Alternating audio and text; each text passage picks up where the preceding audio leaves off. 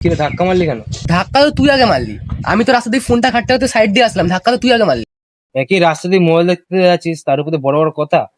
Mobile আমি দেখছি, আমার মোবাইল আমি দেখতেই পারি, তোর কি? তুই জানিস আমি কে? কে তুই? তুই দেখবি?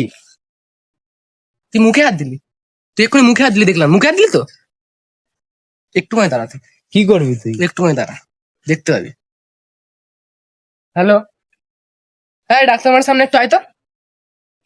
হ্যাঁ, একটা ক্যাচরা হয়ে গেছে। ডাক, কাকে দেখবো? আমি এখানে দাঁড়িয়ে আছি। আরে বেশি ছেলে লাগবে না, হ্যাঁ একজনই আছে, তুই জিম কর একটু। হ্যাঁ বাইসেপটা একটু মোটা আছে, হ্যাঁ চেস্টটা একটু হালকা মোটা। ঠিক আছে, আয় না তুই, কোনো তাড়াতাড়ি আয়। বলছি ভাই, তুমি এই শোল্ডারটার কথা বলনি ওখানে? আরে না, আমি বলেছি দাদা তোমার কথা, আরে সোলজার কথা বললাম। না ভাই, তুমি বলনি, তুমি মিথ্যা কথা বলছো। এক্ষুনি বলো, নাহলে বিয়ে হয়ে যাবে। বলছো এখন আর কি বলবো, তুই বলে দিচ্ছি দাদা। হ্যালো, আরে হ্যাঁ এখন যে দাদাটার কথা বললাম না, যে ক্যাচরা হয়েছে। আরে দাদাটা, তোর হচ্ছে শোল্ডারটা একটু বড়, হ্যাঁ শোল্ডারটা একটু বড় আছে। হ্যাঁ হ্যাঁ, ট্রাইসেপটা একটু বড়, ট্রাইসেপটা একটু বড়। লেগটা, লেগটা তেমন একটা জুতের না, লেগটা লেগেই মারবো।